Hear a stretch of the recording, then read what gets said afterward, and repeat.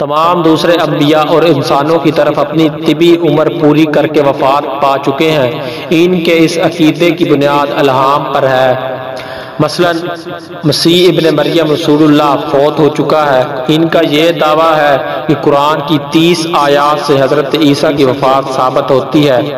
چنانچہ جس نبی عیسیٰ نے مسلمانوں کے تنزل کے زمانہ میں آنا تھا وہ در حقیقت ایک تمثیلی نام ہے جو حالات اور مزاج کی مشابہت کی بنا پر خود مرزا غلام احمد کو دیا گیا ہے، جیسا کہ کسی سورما کو اس کی طاقت کی بنا پر تمثیلہ رستم کا نام دیا جاتا ہے۔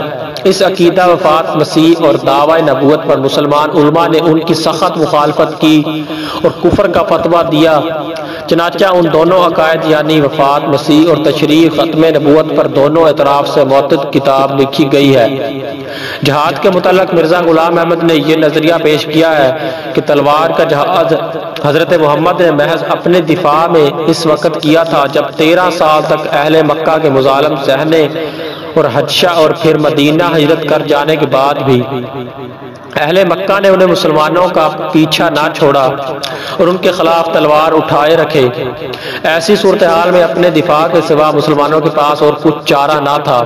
ان کے نزدیک اسلام کو پھیلانے کے لیے کسی تلوار کی ضرورت نہیں، بلکہ اسلام آزادی مذہب کا علمدار ہے۔ اسی طرح ان کا یہ بھی عقیدہ ہے کہ موجودہ زمانہ میں بھی اسلام پر حملے تلوار سے نہیں بلکہ اعتراضات سے کیے جاتے ہیں۔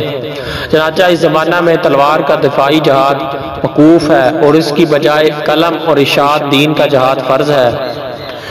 لکھتے ہیں یہ مت خیال کرو کہ ابتدا میں اسلام میں تلوار کا حکم ہوا کیونکہ وہ تلوار دین کو پھیلانے کے لیے نہیں کھینچی گئی تھی بلکہ دشمنوں کے حملوں سے اپنے آپ کو بچانے کے لیے اور یا امن کو قائم کرنے کے لیے کھینچی گئی تھی، مگر دین کے لیے جبر کرنا کبھی مقصد نہ تھا۔ مرزا غلام احمد نے اپنے وقت کے متعدد مشہور مذہبی رہنماؤں سے مباحثے کیے اور ان کا مقابلہ کی دعوت دی۔ ان میں سے چند کا بہت شہرت حاصل ہوئی۔ پنڈت لکھرام ایک ہندو مذہبی رہنما تھا جس کا تعلق آریہ سماج کی تنظیم سے تھا۔ اس نے اسلام اور بانی اسلام کے خلاف تقاریر کی اور کتب لکھی تو مرزا غلام احمد نے اسے دعوت مقابلہ دی۔ بحث تک نوبت آئی لیکن مرزا غلام احمد نے اس کی متعلق اپنے اقدامات پر مشتمل یہ پیشن گوئی کی کہ پنڈت لکھرام 6 سال کے عرصہ میں یہ عید سے متصل دن کو فوت ہو جائے گا۔ پادری عبداللہ اسم یا اتھم ایک مسلمان تھا جس نے عیسائی دین اختیار کر لیا تھا اور اسلام پر تنقید کرتا تھا۔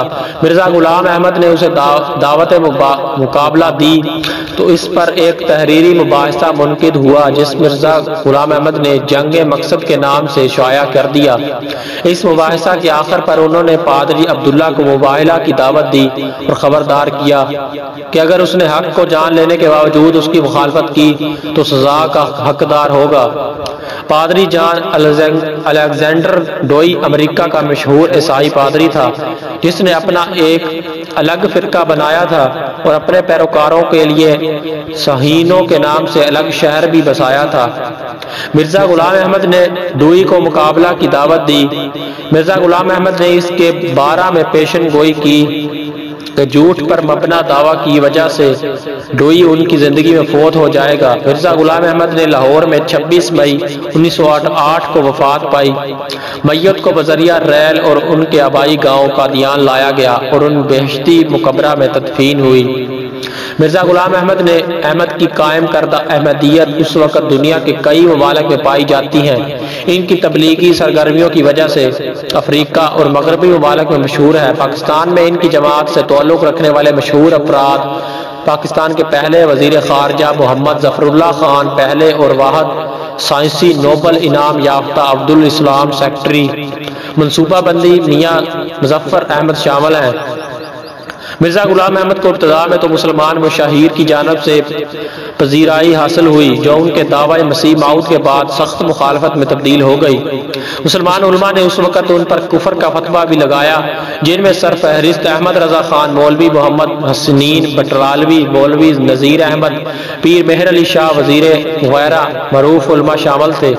مولانا احمد رضا خان نے 1893 میں پہلی بار ان کے دعووں کو داؤں پر گرفت کی، اور پھر انہوں نے حسام الحرمین کے نام سے بھی علماء مکہ و مدینہ سے مرزا غلام احمد پر فتویٰ کفر تصدیق کروا کر شائع کیا۔ مرزا غلام احمد کی وفات کے بعد بھی ان کی تحریرات مسلمانوں میں بالخصوص اور مذہبی دنیا میں بالعموم بہت سے کتب اور بحثوں کا موضوع رہیں۔ رابطہ عالم اسلامی نے ان کی تعلیمات کو اسلام کے خلاف قرار دیا۔ اس طرح 1974 میں پاکستان کی قومی اسمبلی ایک قرارداد کے ذریعے ان کے پیروکاروں کو دائرہ اسلام سے خارج قرار دیا۔ متعدد مسلمان ممالک میں ان کی کتب اور ان کے پیروکاروں کی سرگرمیوں پر پابندی کے لیے تحریکات بھی موجود ہیں۔ مرزا غلام احمد صاحب نے 2 شادیاں کی، دونوں سے اولاد ہوئی۔ پہلی بیوی حرمت بی بی اور دوسری بیوی نصرت جہاں بیگم تھی۔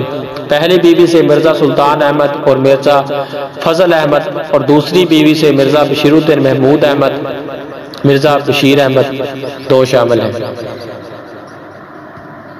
ناظرین، یہ تھا مرزا غلام احمد قادیانی قذاب کی ہسٹری۔